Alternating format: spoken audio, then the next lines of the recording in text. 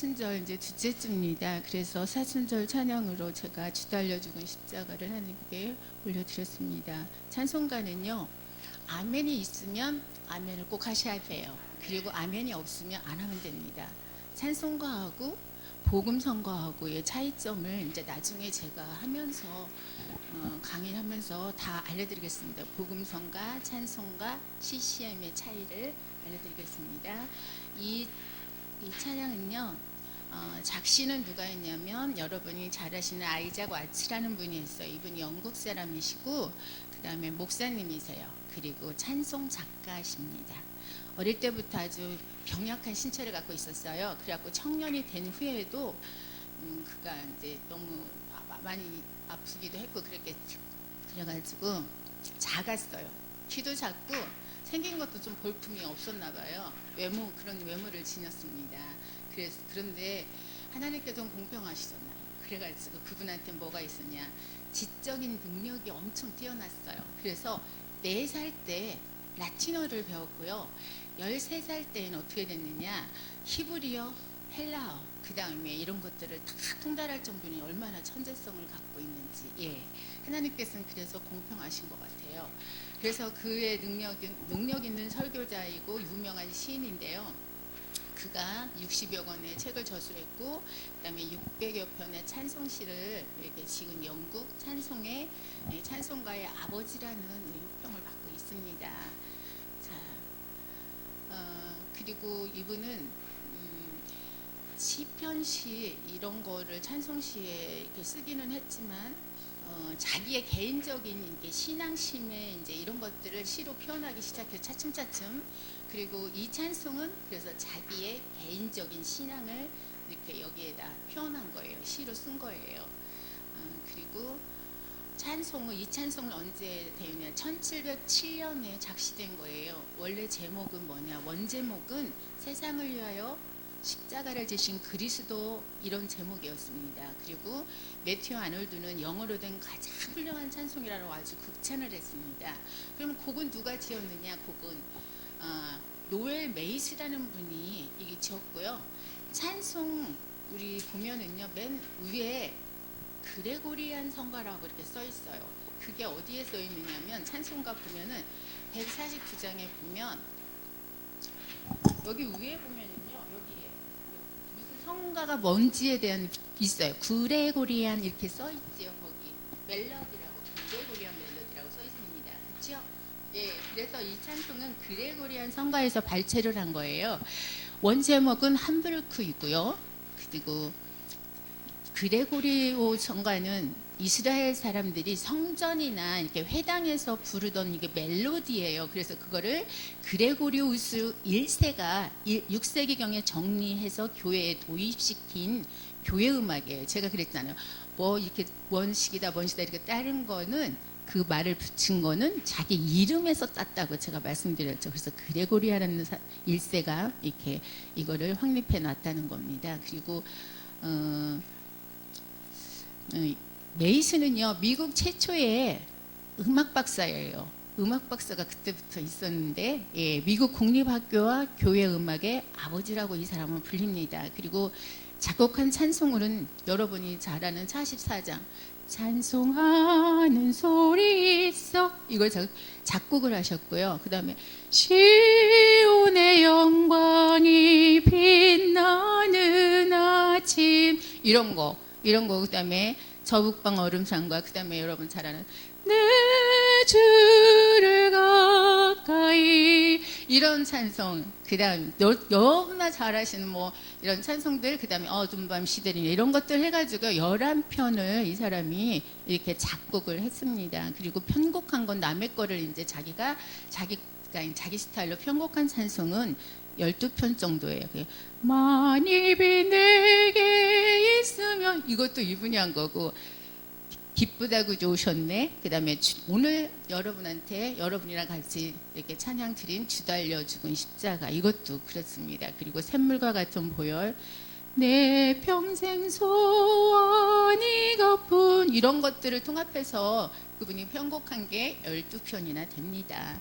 그래서 이 찬송에 특이한 것이 있는데요. 이것은 멜로디가 처음부터 2도씩 움직여요. 자, 2도라는 게 순차 진행을 하는데 2도씩이요. 이렇게 우리가 보면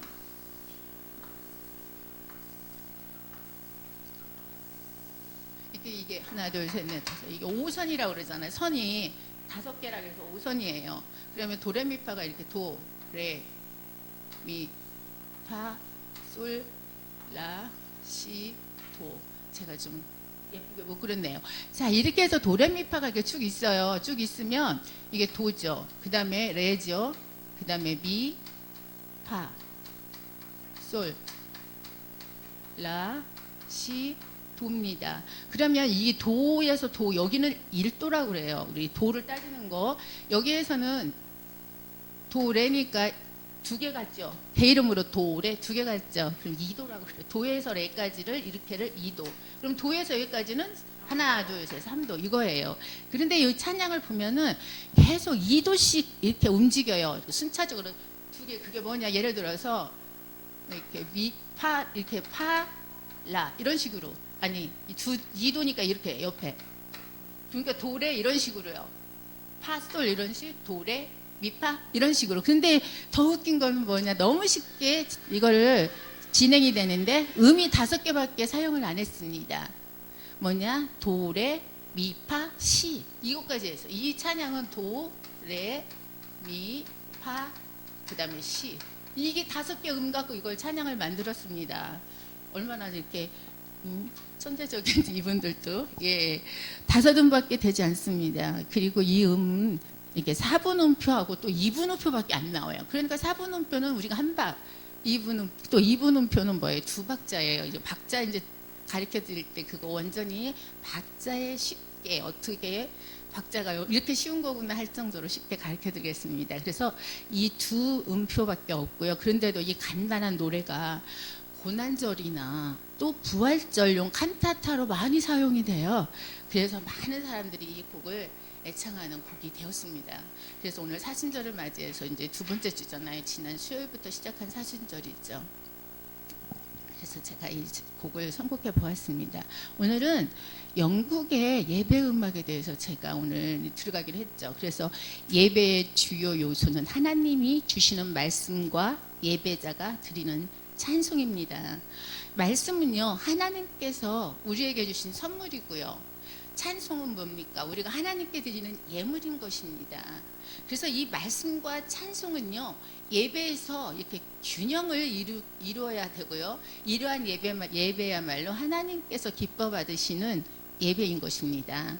그래서 17세기, 18세기에 영국의 이제 예배 음악이 어떻게 되었는지 한번 살펴보면은요, 이렇게 영국의 회중들은 시편을 운율적으로 시편은 이렇게 딱 보면 우리 성경에 보면 그냥 책 다 이렇게 써 있지만 거기에 없잖아요. 곡이 가사만 있지. 이렇게 노래를 본다면 곡이 없잖아요. 멜로디가 없죠. 이렇게 높고 낮은 그걸 운율적으로 번역을 해서 노래를 불러요.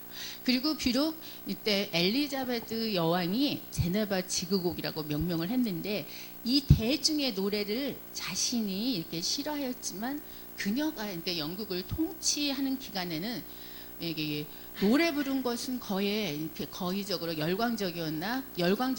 그런데 거의 이제 유흥에 가까웠고요. 그 다음에 교회뿐만 아니라 모든 길거리에서 시편을 아주 큰 소리로 외쳐서 불렀다는 거예요. 저기 17세기에 보면 음악의 2 거장이 나와요. 여러분들도 잘 아시는 요한 세바스찬 바흐하고 그다음에 핸델이 나오죠. 이 사람들은 찬송 이렇게 작사들이 나올 길을 닦아놓은 사람들이에요. 그때 이 사람들이 없었으면 우리 찬송을 이제 지금 못 불렀겠죠. 이분이 길을 텄다는 거죠. 예, 그들 가운데는요 아이삭 와츠, 찰스 웨슬리, 존 뉴턴 이런 사람들이 있어요. 아이삭 와츠는 아까 좀 전에 제가 작시를 누가 했느냐 해서 제가 말씀드린 분. 그래서 아이삭 와츠는요 칼빈의 신학 주장을 받아들여요. 그런데 교회 음악적으로는 칼빈하고 다른 입장이에요. 그래서 운율 시편이거나 자유롭게 지어진 찬송일지라도 신약의 복음을 표현해야 된다고 이 사람은 주장을 합니다. 그리고 나서 성서의 말 그대로 사용을 해야 한다는 엄격성을 지닌 게 칼빈은 성경에서 벗어나면 안 돼. 그래가지고 그거를 그대로 이렇게 사용해야 한다는 이렇게 칼빈주의의 표준을 이렇게 반대한 사람이 누구냐고 아이작 와츠예요. 그래서 와츠의 찬송가는 고전성, 객관성을 지니고는 있어요. 그리고 하나님과 인간의 영혼에 관심을 두면서 이렇게 모든 세계, 또 인류나 역사, 또 이 우주, 또 영혼을 배경으로 찬송시를 이 사람이 썼습니다. 그의 대표적인 찬송은 예부터 도움 되시고 438장이 있고요. 통일찬송, 그리고 햇빛 받는 곳마다 통일찬송가 52장이에요. 그리고 와츠가 지닌 신학적인 특징은 뭔가 봤더니 십자가를 찬송의 중심으로 삼는 것이 그의 특징입니다.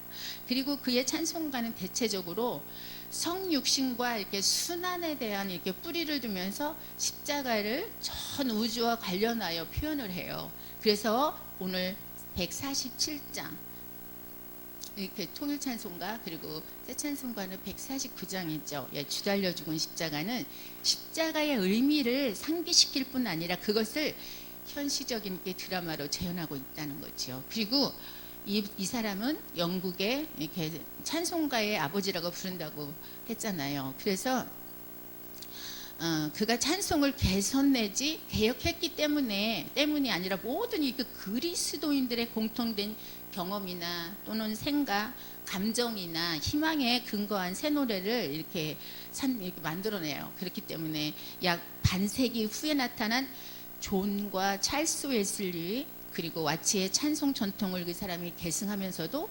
주관적이고 또 영적인 찬송가를 지어서 영국의 심령 부흥 운동을 전개하는 일, 그리고 이렇게 영국 사회를 혁신시키는 일을 위해서 큰 공헌을 이룩한 사람이에요. 자, 이 사람은 이렇게 가사 안에 있는 것만 이렇게 시편은 칼빈으로부터 이렇게 우리가 시편하면 그 성경을 그대로 해서 이렇게 찬양을 올려드리는 것을 칼빈은 이렇게 주장했다고 그랬잖아요.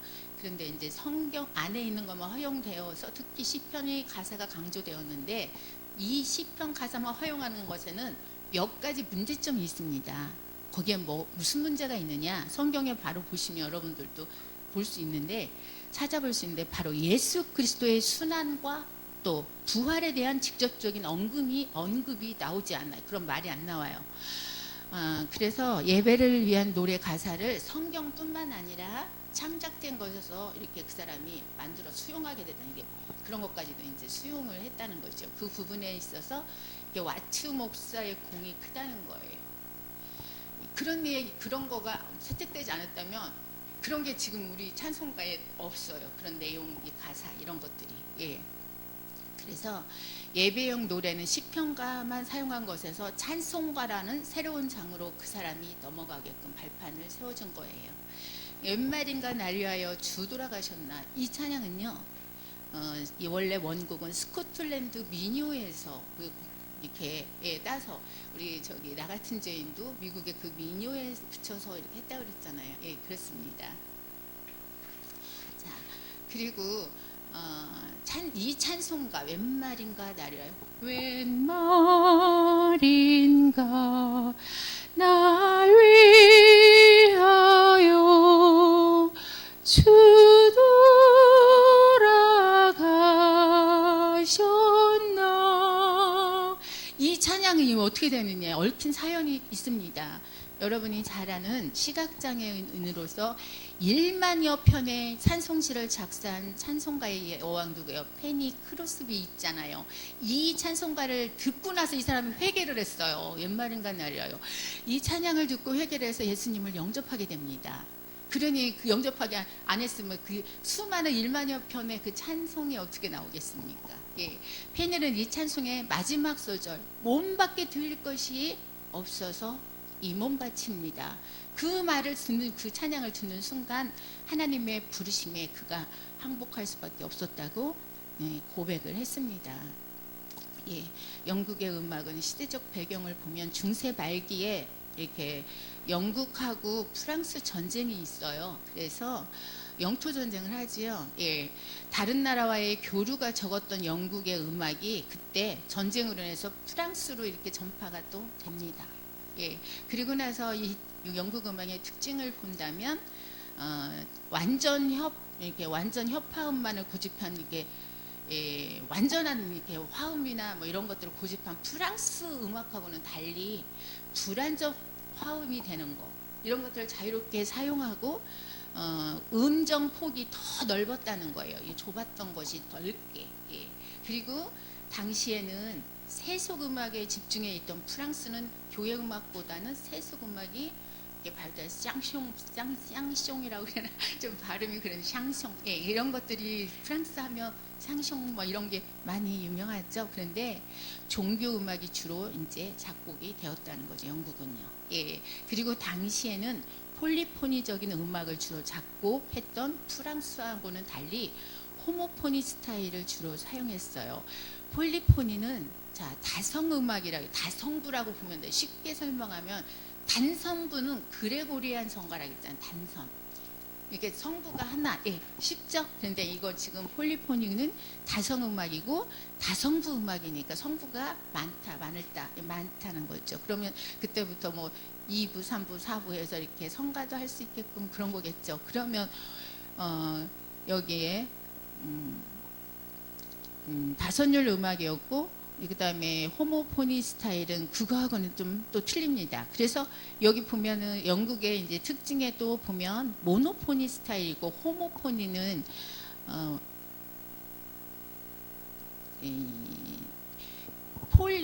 포니하고 대조적인 그 설명을 반대다 생각하면 돼요. 그래서 고전파나 이렇게 낭만파 음악은 대부분 호모포닉 양식으로 되어 있어요. 그래서 이렇게 폴리포니하고 호모폴리하고는 좀 대조적으로 보시면 되고 모노포니 스타일이 있어요. 그냥 화성 대위법도 없는 단선율 음악 그레고리안 성가처럼 예, 그런 양식을 갖다가 모노포니라고 그래요. 좀 어렵게 이런 식으로 막 말이 외국말이라 그런데 별거 없습니다. 그냥 다성분지 단성분지 아니면 이게 단선율인지 이런 거구나 이런 거를 이렇게 복잡하게 좀 있어 보이는지 몰라 이렇게 좀 어렵게 이렇게 스타일을 이렇게 말을 해놨구나 이렇게 생각하시면 됩니다. 그래서 모노포니 스타일은 단음악이라고도 이렇게 합니다. 그래서 순수한 선율적 요소로만 이루어진 거 이게 모노포니 음악이에요. 그래서 이게 역사상 가장 오래된 형태이고요.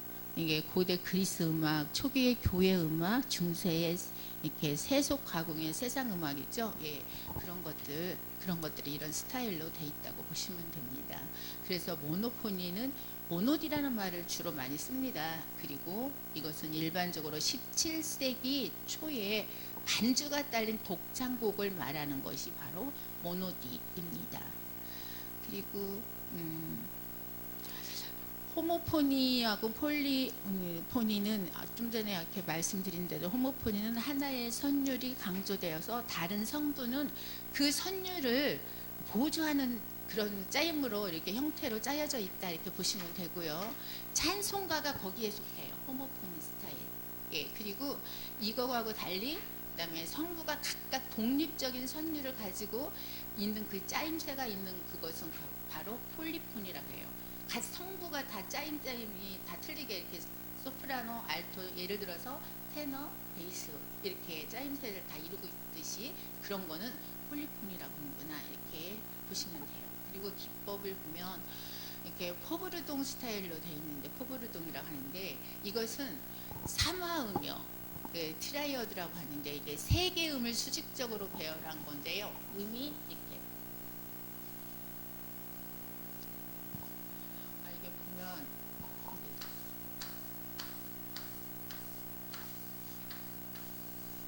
이렇게요. 세 개의 음을 이렇게 한 거를 갖다 우리 삼화음이라고 하죠. 세 개의 음을 전이를 시켜요. 그 스타일. 전이는 뭐냐면 이게 으뜸음 도에서 이 도가 1이 올라가는 거예요. 그러면 이렇게 3도씩 이렇게 올라간다고 이렇게 보면은 미니까 이게 이제 전이가 돼서 이렇게 되겠죠. 이렇게 또 올라가고 이거 말하는 거예요. 전이시키는 거라고 그러거든요. 으뜸음 믿음 으뜸음을 그것도 뭐 어려운 건 아니니까 다음에 또 이거 다 또 설명할 때가 있어요. 그때 이제 다 설명해 드리겠습니다. 그리고요 이렇게 즉흥 연주식이 바로 포브르동 스타일입니다. 그래서 악보에 두 성부가 적혀 있어요. 성부가 하나, 둘 그거는 이렇게 여성으로 따지면 알토, 소프라노 이런 식으로 성부가 둘, 남성 그러면 테너, 베이스 뭐 이런 식으로 성부를 이렇게 우리가 나눌 수 있는데 그것을 보면 하나의 성부를 즉흥적으로 부른다. 그거에 바로 포브르동이다. 이거는 초기 르네상스 음악 그리고 단순한 성가에 많이 사용을 했습니다. 영국의 그 예배 음악의 특징을 보면 영국에서 사용하던 음악 기법인 파버들이라는 사람이 프랑스로 건너가서 포브르동이 이렇게 그쪽으로 퍼지게 된 거예요. 자기네 나라에만 있었으면 퍼지지 않았을 텐데 프랑스를 가다 보니 그쪽에서도 이 사람이 사용하던 것이 쓰니까 또 퍼지게 되는 거죠. 그리고 이거는 즉흥 연주 방식이고 1420년에서 1450년 거의 30년이죠. 그때 많이 성행한 스타일입니다. 그리고 모든 이 성부가 비슷한 길이의 음가를 사용해서 호모포니적인 사임새를 갖게 되는 거 그게 바로 이 포브르동 스타일의 그 특징이고요. 아까 호모포니 제가 말씀드렸죠. 하나의 선율이 강조되고 다른 성분은 주선율을 보조해 주는 거. 그러니까 저기 주연이 있으면 이렇게 그 옆에는 또 누가 조연들이 있죠. 그렇게 생각하면 쉽겠죠.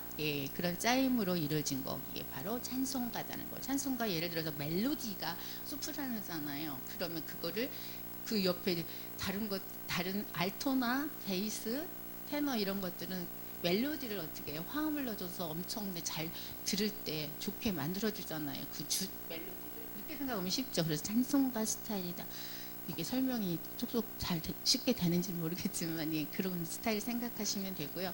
거기에 작곡가는 누가 있느냐? 던스터블 영국의 대표적인 작곡가입니다. 그리고 종교 음악을 많이 작곡한 사람이에요. 그리고 가사 그리기에 등통한 사람입니다. 그리고 이게 부르고뉴 이게 버건디 악파라고 이렇게 있는데요.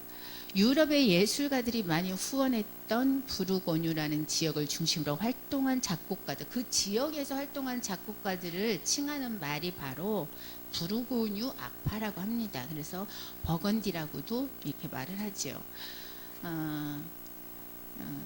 이 사람들은 부르고뉴 공국은 프랑스 왕가에 속해는 있었으나 뛰어난 외교술과 정략 결혼으로 이렇게 필리프 2세 때 이르러서 정략 결혼을 했어요. 그리고 지금의 그게 어디 벨기에나 룩셈부르크, 로렌, 프랑스 동북부를 포함한 거대한 영토를 차지하면서 15세기 서부 유럽의 가장 강력한 실세가 된 지역입니다. 그리고 15세기에 부르고뉴 지방을 중심으로 활동한 음악가들을 그렇게 지칭한다고 했죠. 특징이 있습니다.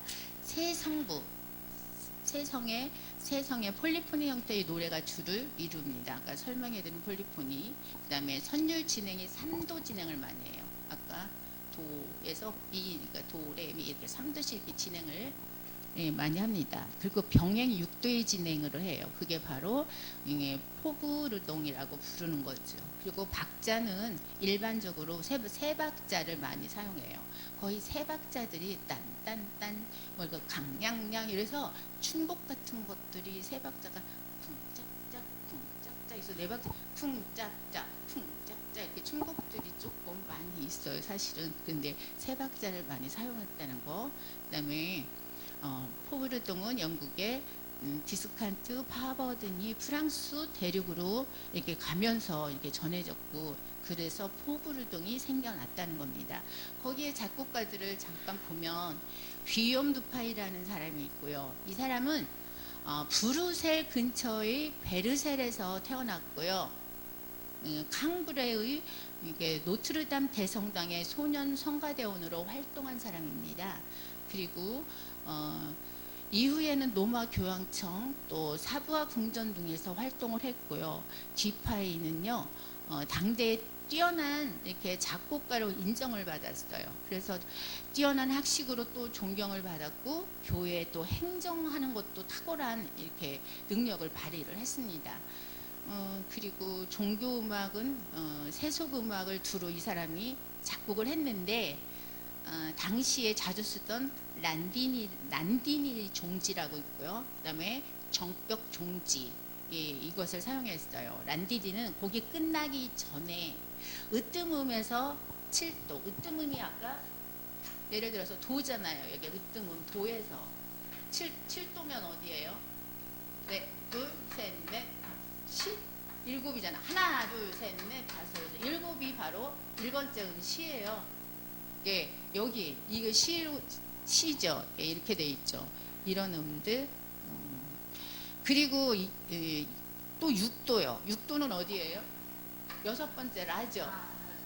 예, 이렇게 끝나면 우리가 음이 안 끝난 것 같은 찬송이 뭐 시 이렇게 우리는 항상 도나 이렇게 끝나면 안정이 되는데 불안정해요. 라 이렇게 또 끝나도 불안정하고 그래서 여기에서 하강을 한 이렇게 6도에서 하강을 하면 이게 3도 또 상승을 해요. 이게 여기서 3도를 상승한다 그러면 하나 둘 셋 가면 어떻게 해요? 높은 도죠. 하나 둘 셋 나에서 3도를 상승하면 하나 둘 셋 도잖아요. 도 예 여기 도요. 일이 이제 높은 도로 끝나는 거예요. 높은 도 맞죠? 여기 가운데도 높은 도로 끝나. 그래서 어쨌거나 도로 끝나니까 얼마나 도 그렇게 해서 끝난다 해도 얼마나 다행이야. 라 이렇게 끝나면 좀 불안한데 예 그쵸? 좀 이게 그래서 이렇게 예 이렇게 끝나는 거 예 그거가 란디니 정법 종지라고 합니다. 예. 어떻게 잘 설명되는지 모르겠는데 그렇습니다. 그래서 이런 것들이요. 그리고 두파이 이렇게 시대부터는요 사성부 곡이 일반화돼서 사성부 우리가 잘 아는 찬송가에 있죠. 멜로디 그다음에 알토, 테너, 베이스 예 그런 것들이 그때부터 있었어요. 얼마나 그래 이 사람 없어서 우리 맨날 단선만 이렇게 부를 수 있어요. 그런데 이 사람이 그런 발판을 마련해 준 거 아니겠습니까? 그치요? 예. 그래서 이 사람이 사성부 이름이 뭐냐 그때는 제일 위에가 이렇게 윗성부가 칸투스라고 그랬고요. 그다음에 그 다음 거는요.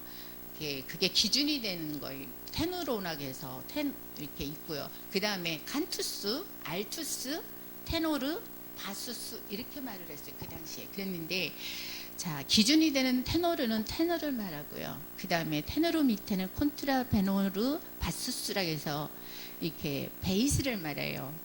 이게 테노르보다 낮은 거, 또 테노르보다 높은 거는 알토입니다. 그리고 또 그 다음에 제일 높은 꼭대기 음이 디스칸투스라고 해서 수페리우스라고 하는데 그게 제일 높은 성부가 소프라노를 말하고 있습니다. 예, 그래서 이 사성부가 그때부터 출연을 하게 됐습니다. 그리고 베니슈아라는 사람은 작곡가 이렇게 세속음악을 주로 작곡했어요. 교회 음악은 몇 곡 안 돼요. 작곡가인데 그 당시 작곡가인데 이 사람은 모테트 한 곡, 그리고 4곡 정도의 단순한 호모포니적 모테트가 있어요. 그러니까 5곡 정도예요. 거의 얼마 안 되고. 그런데 그 음악, 교회 음악은 이렇게 조금 이렇게 작곡을 한 반면에 이 사람이 만든 것은 세속 음악은요 60여 곡에 달하게 엄청 많이 또 만들었어요. 좀 이렇게 신앙적으로 많이 돌아와서 많이 만들었으면 지금도 좋은 음악들이 많이 나왔을 텐데 하는 아쉬움이 있습니다. 예. 자, 19세기, 20세기로 다시 이제 17세기, 18세기 했으면 점프해서 이제 18세기 넘어가서 19세기, 20세기를 돌아오면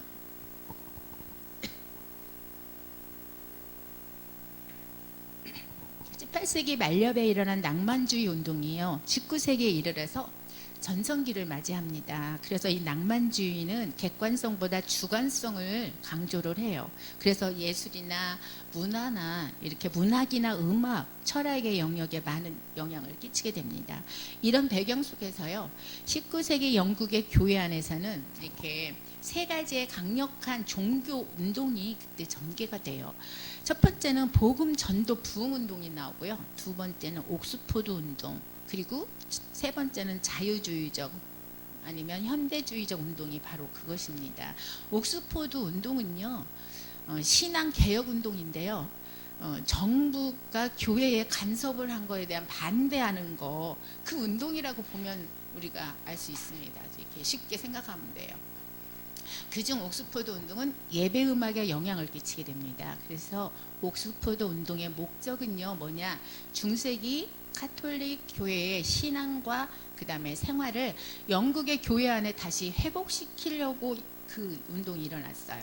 그리고 이 운동의 영향으로 이렇게 예배 음악은 그 예배 음악의 영역이 이렇게 라틴 찬송이 다시 부흥되게 되었고요. 민요풍의 캐놀이 다시 재등장을 했고요. 등장하게 됐고, 그다음에 평조곡 찬송의 부활이 다시 됐고요. 독일 합창이 재등장하게 됐고, 그다음에 고대와 현대 찬송가를 그때부터 사용하게 됐습니다.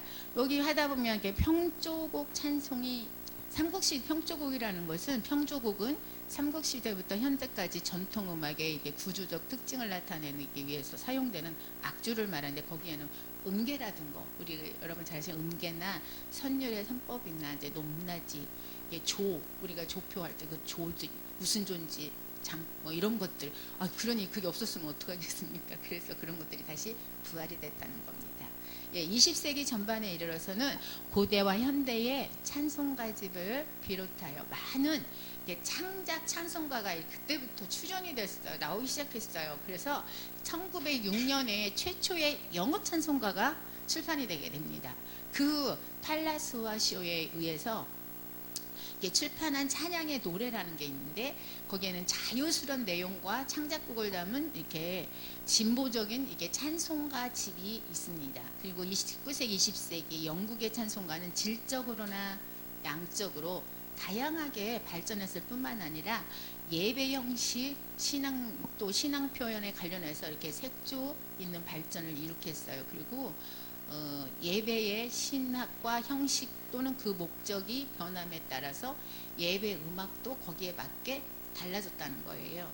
그리고 19세기 당시 세속음악의 영향과 이렇게 흐름이 강력했음에도 불구하고 이렇게 평조곡의 찬송가 그리고 그레고리 성가, 성공회의 영창이나 그리고 사성부의 이렇게 합창형의 찬송가가 고르게 발전되었다는 겁니다. 그리고 19세기의 영국의 예배 음악, 특히 찬송가가 얼마나 풍부하고 다양한 특성을 지녔는가는 우리가 가히 짐작이 되는데 영국 중요한 것은 여러분 영국 교회에는 찬송가를 부를 때 어떻게 부르느냐 이건 정말 우리들도 배워야 될 것 같아요. 이렇게 어떤 교회는 보면 이렇게 찬송가는 지금 우리 한국은 그렇게 안 하는데 우리 한국의 어떤 교회를 보면 말씀 성경 말씀 이렇게 봉독할 때 전성도가 일어나세요. 다 봉독합니다. 하나님이 주신 말씀이니까 앉아서 어떻게 감히 받느냐 서서 다 받습니다. 그게 보면은 영국 교회는 이런 거는 참 잘 된 것다고 저는 봅니다. 중요한 건 거의 항상 찬송을 부를 때 일어나서 부른다. 우리는 뭐 끝송이나 첫송 들어갈 때만 어떻게 일어나서 나머지는 앉아서 다 하죠? 아니에요. 거기는 저는 저기 뭐 보니까 다 일어나서 불어요. 거의 앉는 게 없어요. 한국 교회는 앉아서 찬송 부를 때가 더 많아요. 근데 이곳에서는 전주가 끝날 때쯤 영국에서는 다 일어난대요. 저도 가보진 않았는데 그거를 이제 전에 들은 거 책에서도 보고, 예, 영국 교회는 앉아서 찬송 부른다는 것이 상상할 수 없는 일인데 아주 다 일어나서 하나님께 찬양을 올려드리는 거예요. 찬양은 하나님이 받으시는 거지 내가 뭘 잘 하려고 하는 게 아니잖아요.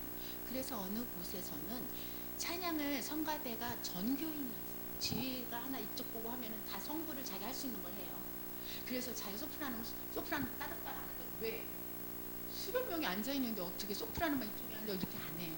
보면 지휘를 하시는 분이 보면 이렇게 제가 이렇게 보니까 자기가 하는 걸 해. 그래도 다 어우러져서 다 돼요. 소프라노는 소프라노, 내가 알토만 나온다 그럼 알토, 나는 남자분들은 나는 테너다 그럼 테너 하시고 그다음 베이스 하셔갖고 그 아름다운 선조를 하나님께 다 이렇게 찬양을 성가 전교인 성가 올리면서 이렇게 하는 걸 그때 은혜를 받았습니다. 그것도 좋은 것 같은 생각이 들어요. 딱 누구만, 그것도 물론 중요하지만, 예, 그런 것도 있더라고요. 그다음에 두 번째는 회중 속에서 찬송가를 비치해 둔 교회가 많아요. 그러니까 교회 가면 뭐야, 의자마다 찬송가를 다 놔뒀다는 거예요. 왜 그러냐고요?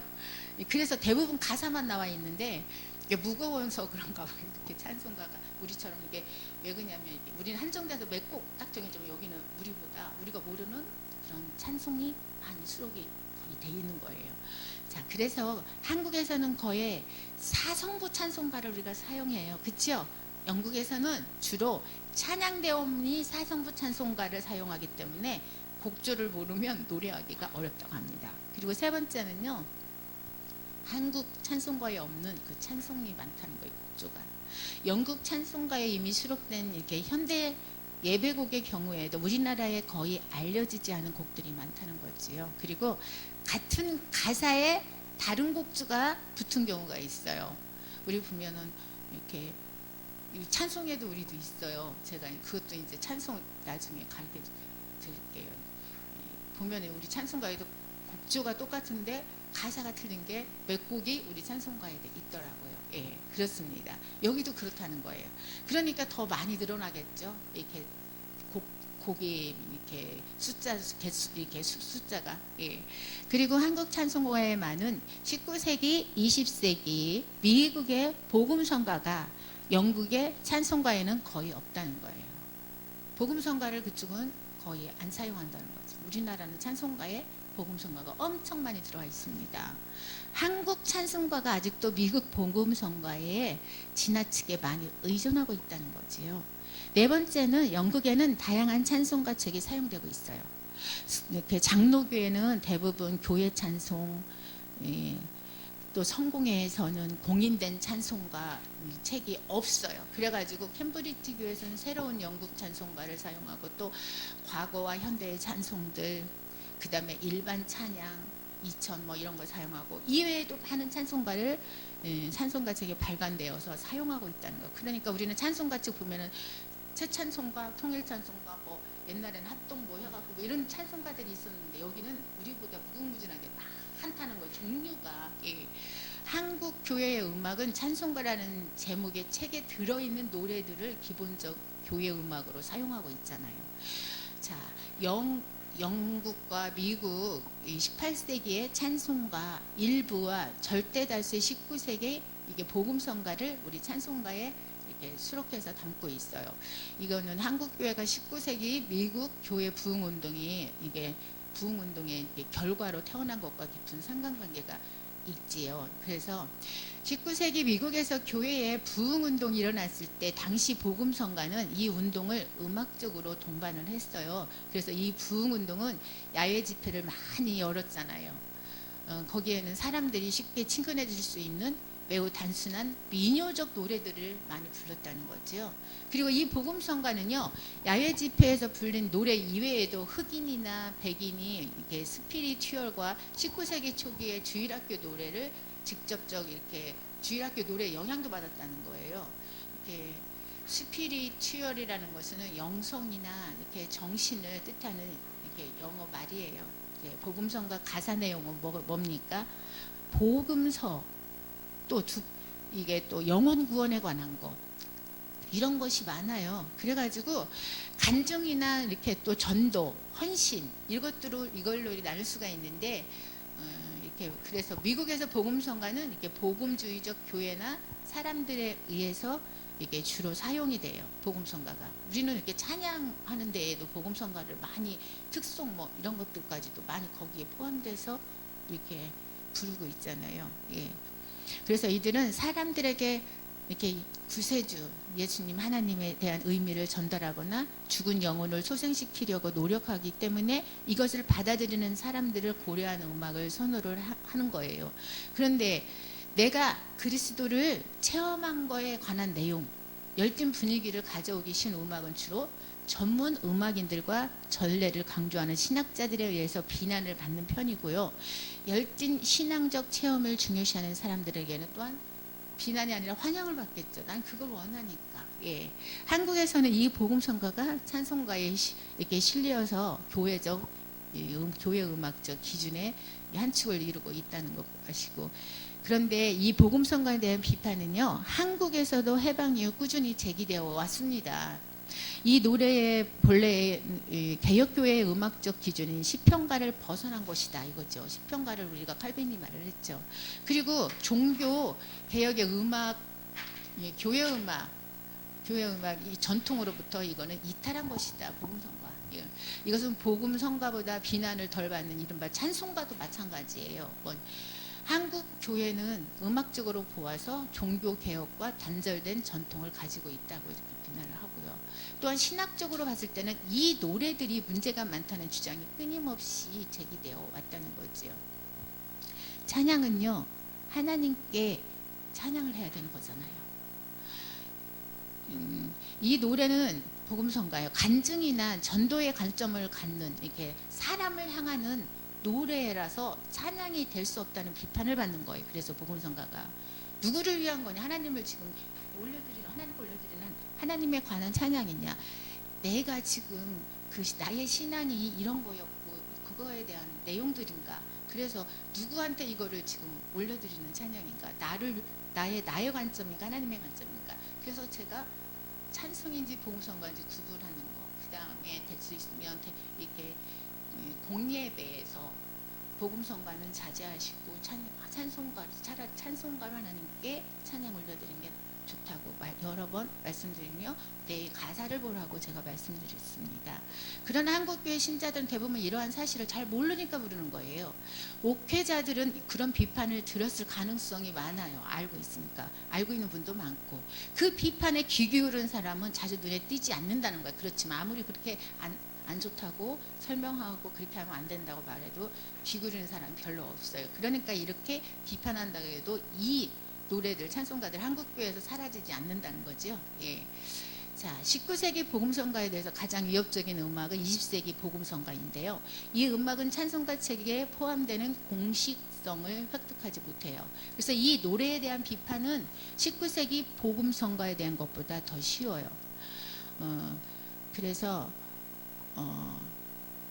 이 점이 이 노래들을 가볍게 볼 수 없게 하는데 이 음악들은 나름대로 신앙 역사를 쌓아가고 있지요. 이 복음성가들은. 그리고 이 19세기, 18세기의 비국교파의 영국 찬송가가 개인적인 구원을 주제로 한 것이라면 19세기의 국교파에서 만들어진 찬송가는 예전적인 것과 교회적인 것이 많고요.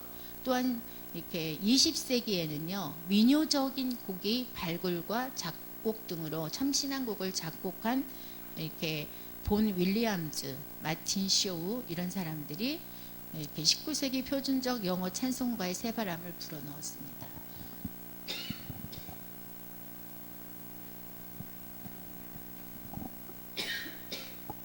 그리고 19세기 초기에 일어난 부흥운동의 영향으로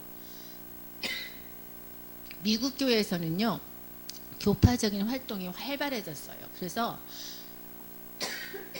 죄송합니다. 감기가 계속 나갔다가 다시 들고 그래가지고 교파별 찬송가도 출판하게 돼요. 미국은요. 그리고 영국보다는 한층 변화 있는 다채로운 편집을 하는데요. 모든 종파들이 각 교파의 중에 독특한 노래집이 무수히 출판되잖아요. 그래가지고 누디 목사님의 공연으로 복음 찬송이 널리 불리게 되지요. 미국의 찬송가는 사용 언어가 같은 영어이기 때문에 영국의 찬송가 영향을 받게 돼요.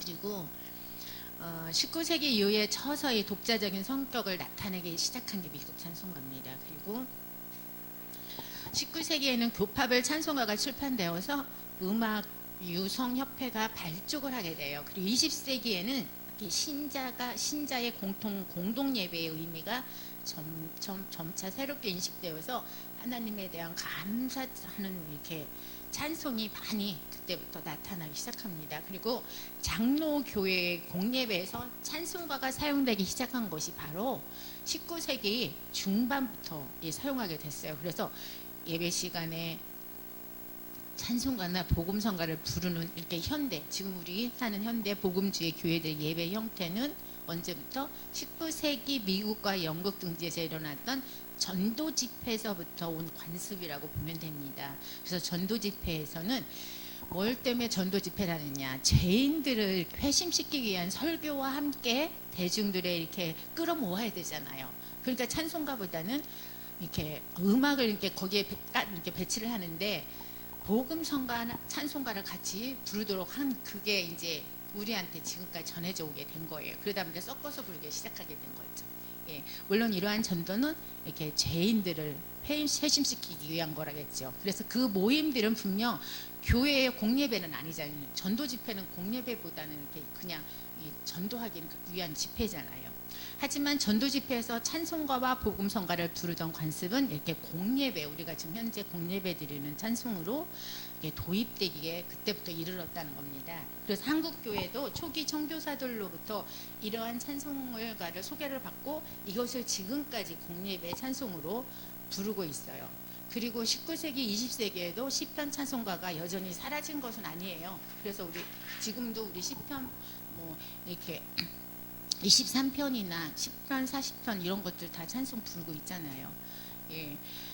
그리고 미국의 예배 음악은 17세기, 20세기를 통하여 이렇게 개신교회가 다양하고 이렇게 특유한 예배 유산을 이룩하는데 칼빈의 신학과 마치의 찬송가 전통을 계승한 청교도의 이렇게 시편가와 복음전도, 신앙 부흥뿐만 아니라 이렇게 야영 집회를 위해 널리 사용되는 야영 집회 성가나 그리스도인의 자유와 해방을 절규하면서 흑인의 음악에다가 미국의 이렇게 찬송가와 민속 찬송가요, 그리고 예배 찬송가를 접목시킨 게 바로 흑인 연가예요.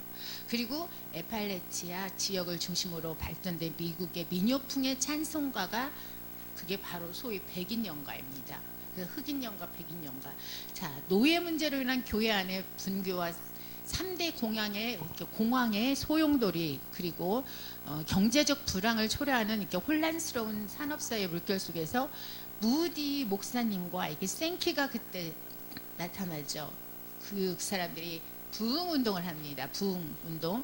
그래서 널리 퍼진 게 바로 누구 때문에? 생키 때문에요. 무디 목사님이 설교할 때 생키가 찬양을 하잖아요. 그 복음성가를 그때부터 부르기 시작한 거예요. 그래서 이 예배 정신에 근거한 예배 찬송가가 사용을 되었고요. 그리고 각 교단, 그리고 교회학교, 그다음에 신학교, 전국 교회 연합회가 이렇게 적합한 회중 찬송가를 마련하여서 실행하여는 이렇게 광범위한 노력이 바로 개신교 예배 음악의 발전을 위하여 새로운 길을 터준 거예요. 예.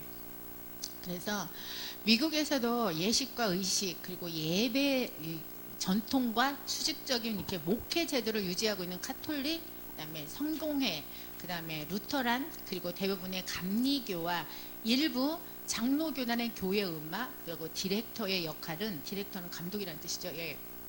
독일 음악과 별반 다르지 않다는 거예요.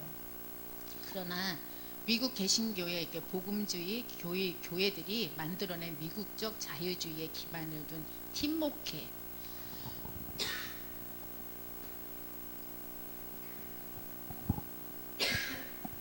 목회 철학은요, 미국의 복음주의 교회의 만인 제사장 신앙의 수평적인 이렇게 통합 목회를 꼽혀오게 합니다. 그래가지고 말씀을 맡은 건 담임 목사님, 그리고 또 행정 목사님, 또 상담만 주로 하는 상담 목사님, 음악을 맡은 음악 목사님 등등 목회 영역을 이렇게 넓혀갖고 전문 분야를 나누어요. 우리 한국은 그렇게 안 나누잖아요.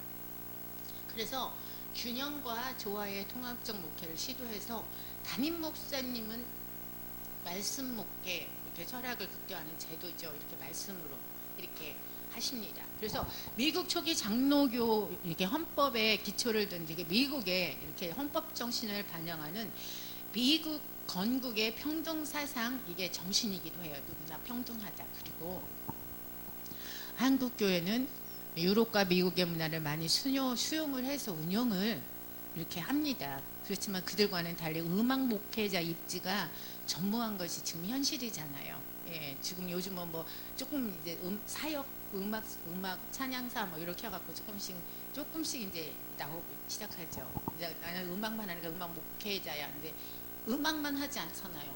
뭐를 하냐? 한국은요. 담임 목사님이 설교도 하고 찬양 순서도 다 담당해서 혼자가 2등 매력을 해요. 예. 그렇지만 유럽과 미국에서는 예배 음악을 전담하는 뮤직 디렉터가 있고요. 설교와 음악을 완전히 분리해갖고요. 담임 목사님은 예배를 이끌면서 뭘 하느냐? 예배를 같이 이끄는데 저기 설교만 하시면 돼요. 그리고 오케스트라와 밴드, 성가대와 보컬의 조화를 이루는 하모니를 보여주고 있는데 유일하게 온리 한국에 있는데 신매교만 뮤직 디렉터 시스템을 갖추고 있다는 거예요. 그나마 신매교에서. 예. 미국의 찬송가는요. 초기 미국으로 이주한 개혁 교회 교인들은 각기 그들이 사용하던 시편가집, 거기에다 운율 시편가집인 개혁교회 찬송가 등을 가지고 이렇게 신대륙 지금의 미국에 들어오게 됩니다. 그리고 1640년 미국 최초의 시편가는 만 시편가는 지금의 매사추세츠 캠브리지에서 출판이 됩니다. 그리고 당시 개혁교회는 오로지 시편가의 멜로디만을 악기의 도움 없이 예배에서 불렀어요. 그 뒤에 미국의 찬송가의 아버지라 할 수 있는 빌링스가 나오긴 했는데 보스턴을 중심으로요 정규 찬송학교를 시작해갖고 찬송 발전에 크게 이바지해요. 그래서 찬송학교를 엽니다. 학교를 여는 거예요. 그 빌링스의 뒤를 이어서 미국 최초의 정식 음악 교육을 받은 노엘 메이슨이라는 사람은 회중 찬송과 성가대 음악 발전에 크게 기여를 해요. 그래서 거기 보면 그의 찬송곡조는 우리 찬송가에 많이 있어요. 음악적으로 매우 단순한 형태의 곡이에요. 찬송하는 소리 있어 즐겁게 안식할 날, 뭐 이런 것도 있고 우리 구주나신 날, 시온의 영광이 빛나는 아침, 이런 우리 찬송가에 많이 있는 곡조잖아요. 그래서 영국 부흥 전도자 조지 위필드라는 사람, 이분은 목사님이에요. 이분에 의해서 1739년에서 1741년 사이에 미국에서 5개 부흥 집회가 시작되는데요.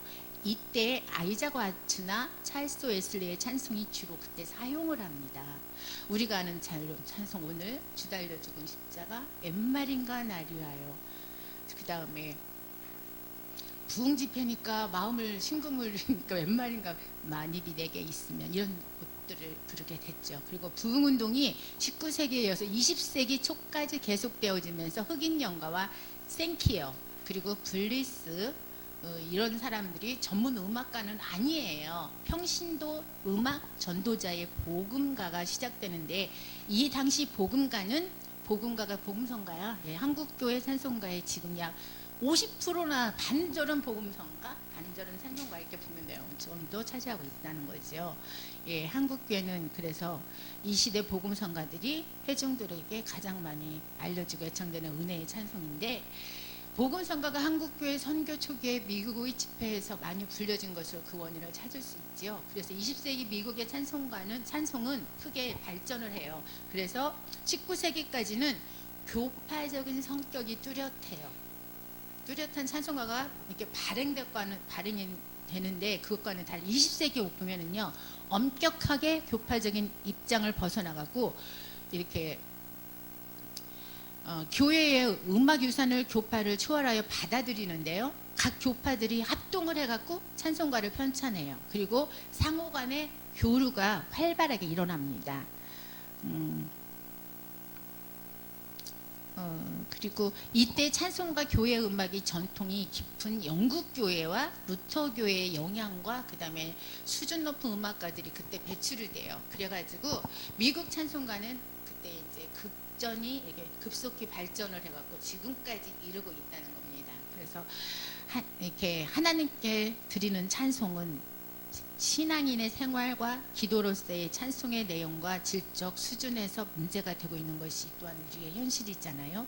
그래서 한국 교회는 신앙의 선조들이 물려준 전통적인 표준 찬송보다는 개인적인 신앙이 기초되고 있는 대중음악에 강한 영향을 받은 미국 복음가, 그게 은혜의 찬송으로 이해를 되고 이해하고 있는 거예요. 은혜가 되면 내가 은혜가 되는지 하나님이 은혜 받으라는 건 아니잖아요, 솔직히.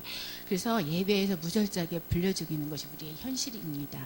이러한 현상은 찬송이 올바르게 이해하지 못한 데에서 기인하고 있습니다. 예, 그래서 일반적으로 찬송이 쉽게 익숙해지고 익혀지고 이렇게 부를 수 있다고 생각은 하나 대부분의 찬송은 체계적인 교육과 노력이 없이는 이해하기가 어렵다는 거예요. 왜요? 대부분 찬송이 성경 말씀에 기인하고 있잖아요. 그치요? 그걸 성경 말씀을 노래를 부를 수 있도록 시적으로 재구성한 것이에요. 이를 이해하기 위하여 성경의 지식은 물론 또 문학과 음악 그리고 기독교 교리와 문화적인 전통에 대한 이해가 필요하다는 겁니다. 그래서 오늘은 미국 찬송가 하면서 우리 영국의 예배 음악, 미국의 예배 음악, 거기에 우리 한국의 예배 음악이 지금 현실적으로 어떻게 되는지 여기까지 우리가 한번 알아봤습니다. 좀 긴 시간 감사합니다. 여기까지입니다.